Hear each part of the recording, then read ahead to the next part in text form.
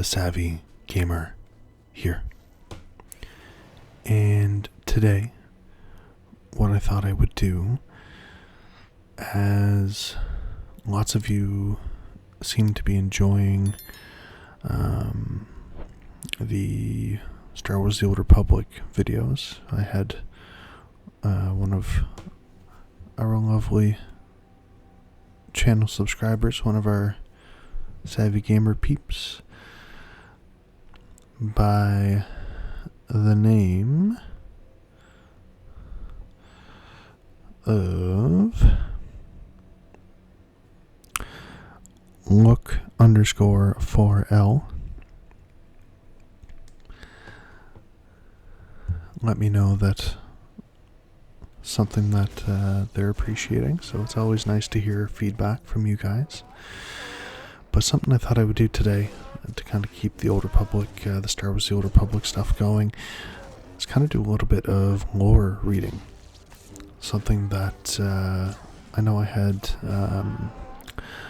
the Ramen Ramble, just kind of talking about the game, things about the game specifically. But it'd be nice to talk about the actual lore and read into it. So I found a link. I will put it in the description below. But on Reddit, from SWTOR, so Star Wars The Old Republic Ista,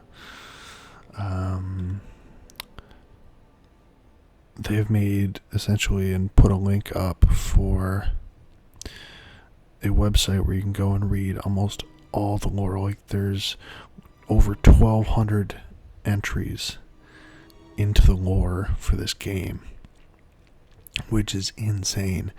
So I'm going to put that link in the description, so if you guys want to check it out for yourself. But I kind of plan on making maybe a little bit of a series out of it, and just kind of reading through some of the lore about all the different stuff in the game. Before we get into the video, as always, if you like the content, the videos, all that good stuff, leave a like, comment, subscribe, all that good stuff. And yeah, let's get into this one. So the one I'm going to be reading today, with the entries I'm going to be reading from today, are about Tython, Coruscant, and Jedi Old Republic lore. So essentially, kind of a little, I don't really know what to call it, a prefix, just a little pre-ramble, I guess. The lore of the Old Republic is incredibly rich, and has many pieces, and many pieces of this lore are captured through codex entries that can be discovered as you play through the story, meet new groups and organizations, and hidden lore objects as well. So below is a compilation of many of the lore codex entries from the planet of Tython about the Jedi, as well as entries about Coruscant and the Republic in the Old Republic era. So, about Tython itself. So the mysterious deep core world of Tython is the birthplace of the Jedi Order.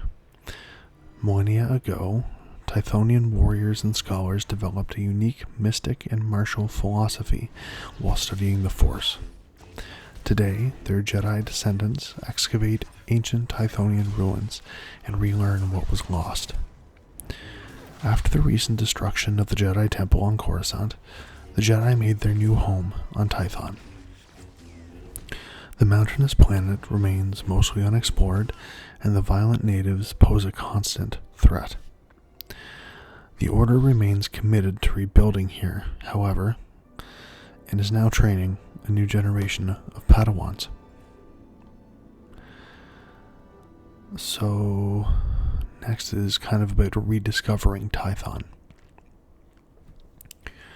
So the birthplace of the Jedi Order was lost for many thousands of years when known hyperspace lanes leading to the region collapsed, a fate that has befallen many worlds in the unstable heart of the galaxy known as the Deep Core.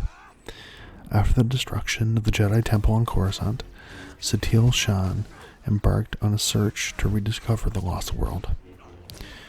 Guided by the Force, she ventured into the Deep Core and re-emerged with astrogation charts detailing a new series of stable hyperspace lanes.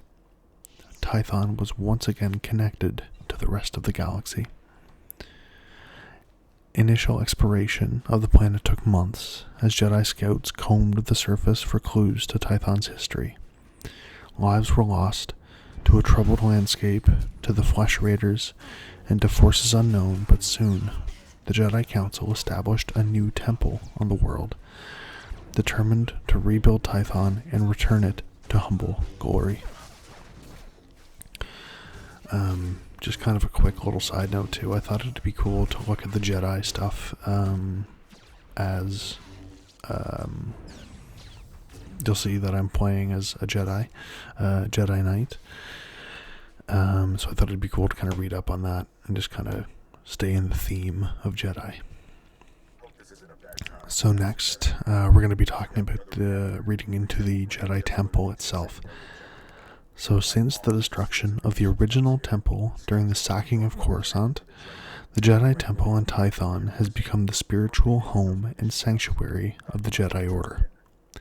Housing meditation rooms, lecture theaters, and the Jedi archives, the temple's architecture was deliberately changed from the original on Coruscant, in line with the new Jedi philosophy of non-attachment. The new design is intended to echo the style of Alderaan's famous castles and to evoke the Jedi virtues of humility, serenity, and patience. Construction began a year after the Jedi made a permanent settlement on Tython and took 3 years to complete using local Tythonian stone and timber. The temple's site, built upon the ruins of a much older temple, was chosen by the Jedi Council after a week of fasting and meditation. While the temple's formidable technological defenses are concealed and integrated into the architecture, it's the presence of the Council and the Jedi who train there who truly ensure its safety from invaders. So another entry about the Jedi Temple. The sacking of Coruscant was arguably the greatest military win in the history of the Sith Empire. Not only did it force the Galactic Republic to desperately accept unfavorable terms in ending the Great War, it also allowed for the utter destruction of the Jedi Temple. Sorry, just had to take a quick drink of water. I'm recording this in the evening after I've worked most of the day, so voice is on the down trajectory, I guess, tonight. While it was hoped that this act would crush the Jedi Order's resolve, the relatively recent rediscovery of the Order's homeworld of Tython presented an opportunity for the Jedi to relocate their temple there. Nestled among artifacts dating to the very origins of the Jedi Order, this new Jedi Temple represents an even greater symbolic objective for the Empire. From what little Imperial intelligence had gathered on the new structure, the Jedi learned from the mistakes of Coruscant, installing powerful defenses and multi-layered security measures. But for someone like Minister of Offense Darth Arcus, such hurdles only serve to make the Jedi Temple that much more appealing a target.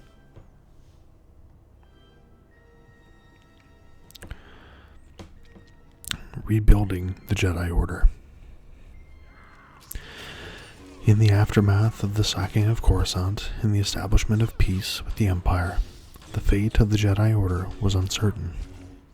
With their temple looted and in ruins, and relations with the Republic government at a new low, the Jedi left the Republic capital to establish a new temple on the rediscovered world of Tython, the home world of the first Jedi. By returning to their ancestral home, the Jedi hoped to reconnect with the beliefs and ideals of those who founded the Order 20 millennia ago. They sought to reclaim forgotten knowledge and wisdom left behind by ancient masters, scouring the planet for holocrons and Jedi artifacts to replace those that had been lost during the destruction of the temple on Coruscant. They began training a new generation of students and began to mend relations with those who blamed the Jedi for the destruction of the war.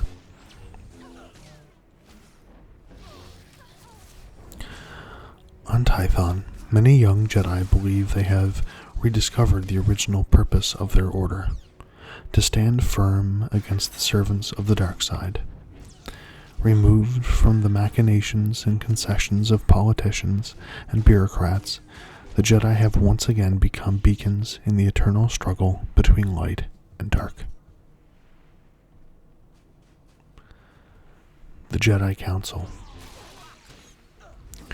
Those who walk the path of the Jedi are guided and overseen by the Jedi High Council. Sworn to protect and defend the Republic, the Council has existed, in one form or another, for millennia, comprised of the wisest Jedi Masters of every era. After the destruction of the Jedi Temple and the signing of the Treaty of Coruscant, the modern Council removed itself from the politics of the galactic capital and settled on Tython, the ancestral home of the Jedi. Led by Master Satele Shan, the Council now struggles to uphold its peaceful ideals in the face of the Sith threat. This paradox is reflected in the personalities and beliefs of various members of the Council. Some, such as the scholarly Master SWTOR, hope the Sith can be redeemed and turned to the light side. Others, such as the militaristic Master Jarek Kaden, believe peace can only be achieved when all those who serve the dark side are destroyed. Grand Master of the Jedi Order and leader of the Jedi Council, Satele Shan, was born on the core world of Brental IV and is descended from legendary Jedi Bastila Shan. Both a gifted warrior and wise teacher, Satele was personally responsible for rediscovering Tython and its hyperspace route. Ever since, she has devoted herself to the Jedi resettlement of Tython and the revitalization of the Order. Satele has played a key role in recent galactic history in other ways as well. She fought on the front lines of several major battles, including the battles of Alderaan and Renvar, and was present as a Padawan during the Imperial retaking of Korriban, the first modern contact between the Sith Empire and the Republic. She is greatly respected by certain members of the Republic military, and her advice is often sought by the Supreme Chancellor. In person, Satele's strength in the Force is matched with a keen intelligence and a subtle sense of humor. A grizzled Jedi Master who's fought more battles with the Sith than any other living member of the Order, Jedi Master Orgus Din was an eyewitness to the sacking of Coruscant. The destruction of the Jedi Temple, along with the loss of his Padawan, Bengal Moore, hardened him. Now considered a maverick among his peers, Orgus prefers to leave meditation, debate, and diplomacy to the Jedi Council while he goes out and gets things done. Despite his sometimes abrasive nature, there are many among the Order who respect Orgus as a man of action. Yet, even though he would be the first to proclaim that the Jedi need more individuals like himself, Orgus is still haunted by what he's seen and has refused to take on a new Padawan for many years. Rumored to be the descendant of a Corellian noble family, SWTOR distinguished himself as a Padawan by saving his master from a Mandalorian Jedi hunter. SWTOR was part of the delegation at the original Jedi Temple when the sacking of Coruscant occurred. CO has represented the Jedi Council on several diplomatic missions and spoken for the Order before the Republic Senate. In addition to his duties for the Council, CO is also a talented engineer responsible for the rebuilt Jedi archives and many of the systems within the Jedi Temple on Tython.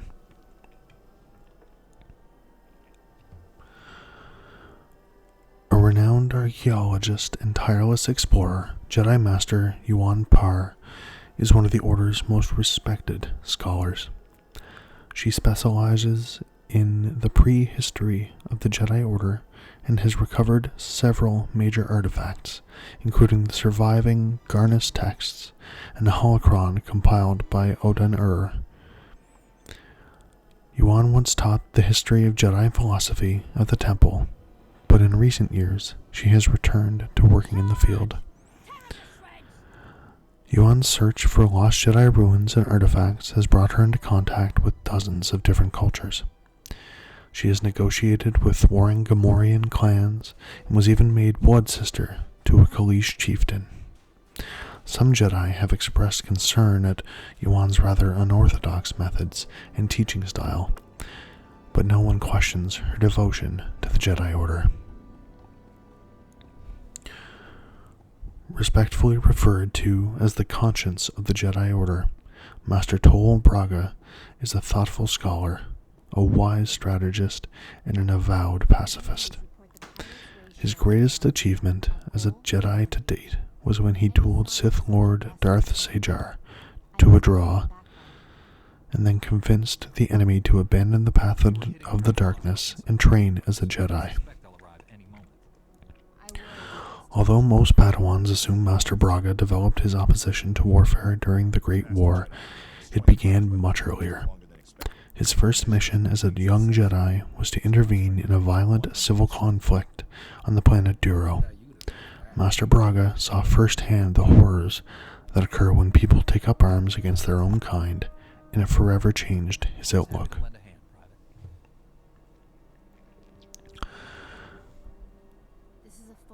So I think what I'll do,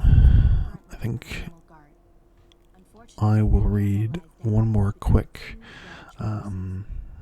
entry, and then I'll just kind of do a little kind of closing, and then we'll kind of go from there. So the Kalikori Village, named after an old Twi'lek word for beginning, the Kalikori Village is a settlement in the Tythonian Hills, founded by a group of Twi'lek pilgrims fleeing persecution.